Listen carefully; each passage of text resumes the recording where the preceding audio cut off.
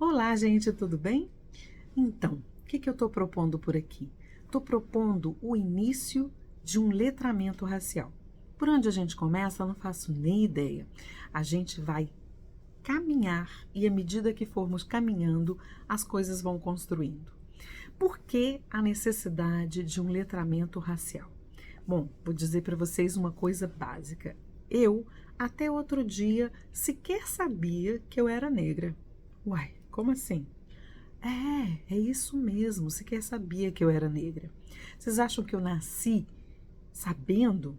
Não. Primeiro, o que acontece muito nas famílias multirraciais de diversidade, como é a minha, é que, com a gente não tendo um letramento racial, a gente vive durante muitos anos, muitas décadas, sem ter sequer que discutir a questão. Se vocês perguntassem para minha mãe no dia de hoje se eu já sofri algum tipo de preconceito, ela diria para vocês que não. Eu contei? Nem sempre eu contava, até porque eu faço parte daquele grupo que às vezes poupa algumas coisas para a mãe. Não tem a história de que o filho chora e a mãe não vê? É mais ou menos por aí. Até porque a gente vai tentando lidar com várias questões que fazem parte do nosso crescimento.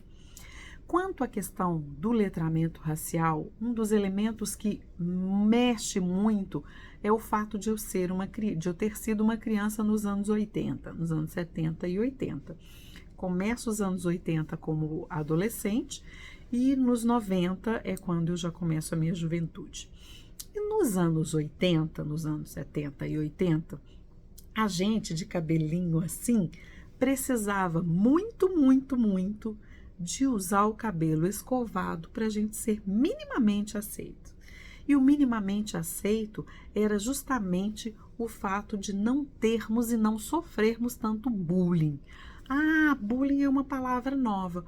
Pois é, bullying é uma palavra nova porque traz um grau de consciência, ou tenta trazer um grau de consciência. Porque na nossa época, sabe o que acontecia? As pessoas xingavam a gente mesmo. Tem um vídeo que eu fiz chamado Coisa de Preto e ali eu repito, que eu pretendo não fazer novamente, repito várias coisas que diziam para mim e para os colegas e que a gente que tem a pele negra já ouviu em algum momento. Para acentuar isso, eu ainda tinha o fato de que minha mãe é mais indígena do que qualquer outra coisa. E mamães, como indígena, o cabelo dela é cortar aquele cortado com bacia, de tão lisinho. Então, esse cabelo lisinho, muitas vezes, por mais que tivesse super boa vontade, não conseguia entender a forma de tratar e de cuidar do meu cabelo. Não só isso, como a mamãe, em alguns momentos, ela também já passou pela visão de que eu não estava com o cabelo arrumado. Eu acho que eu estou com o cabelo arrumado, né, gente? Até uma flor tem.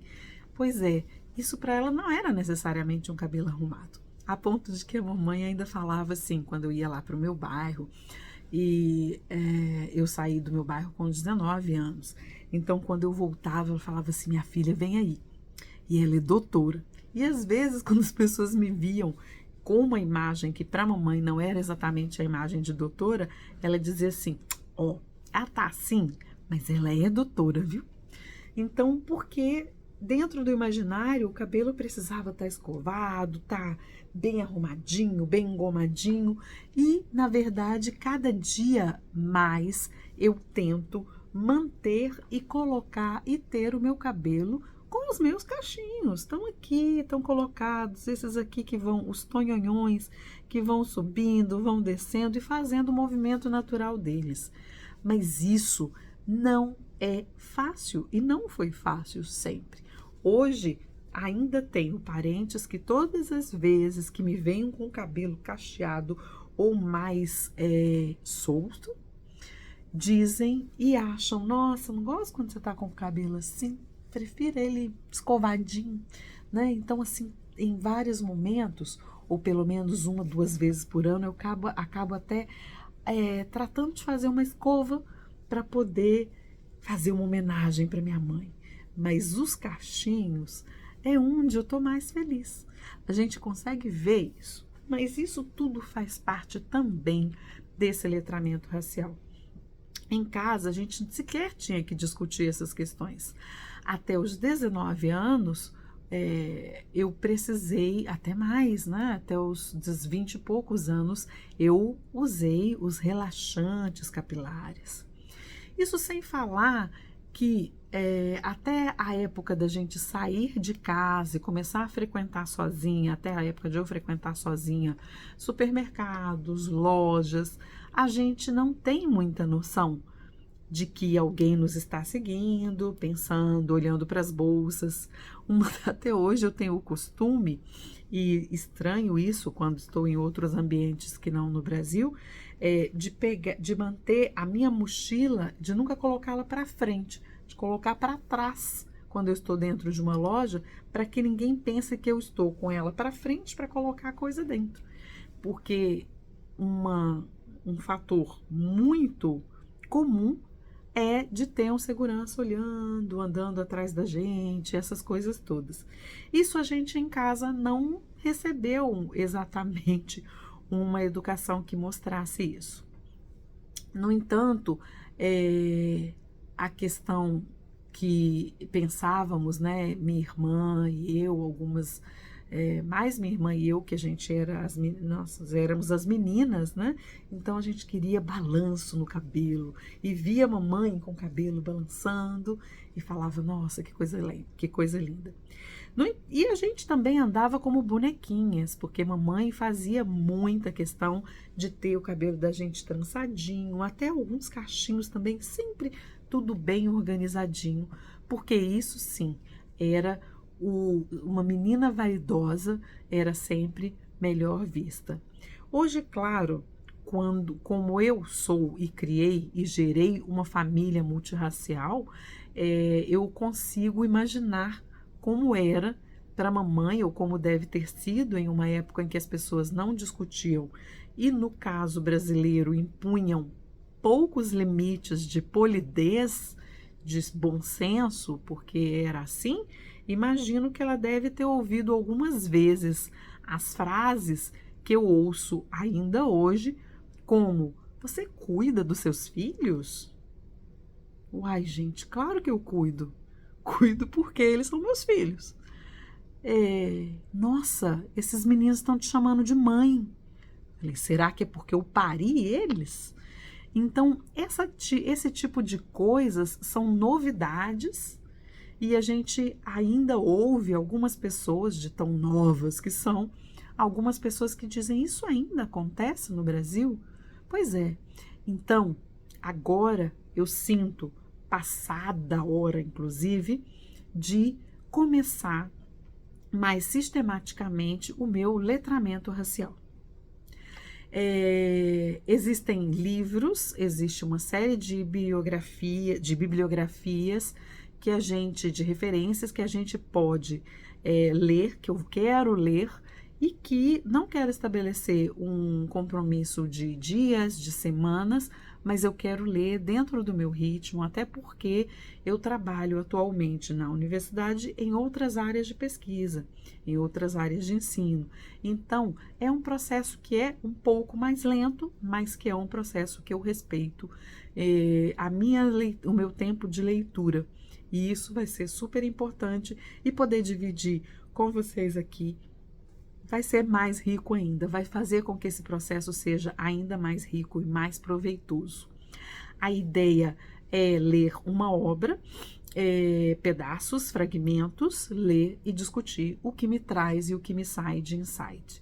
Muitos desses insights, com toda certeza, vão estar errados, porque se é processo de letramento, eu tenho algumas hipóteses.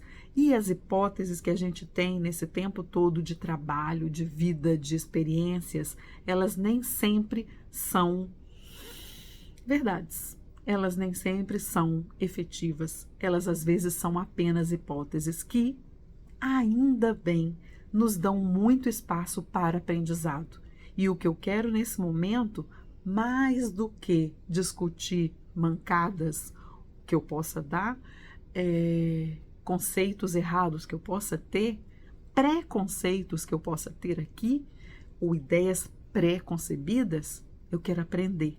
E quero aprender a como ser essa mulher negra num país que nem sempre respeita e como mãe de filhos mestiços, como uma mulher que tem uma vida multirracial.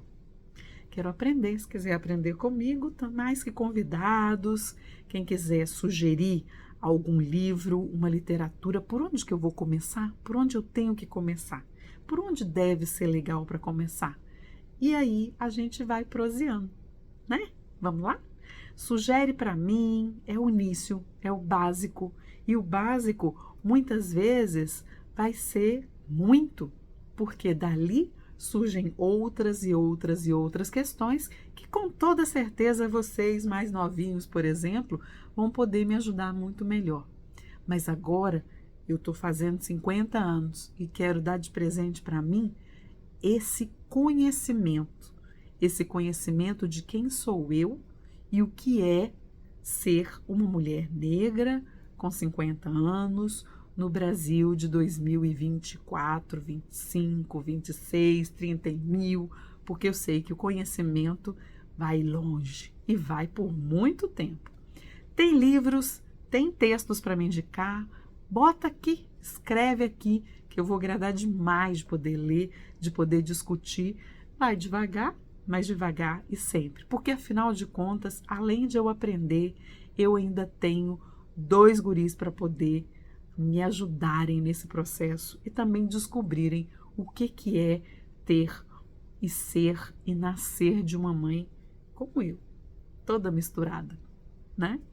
Um beijo grande, espero que a gente continue com a nossa prosa por aqui, né? Até mais, gente.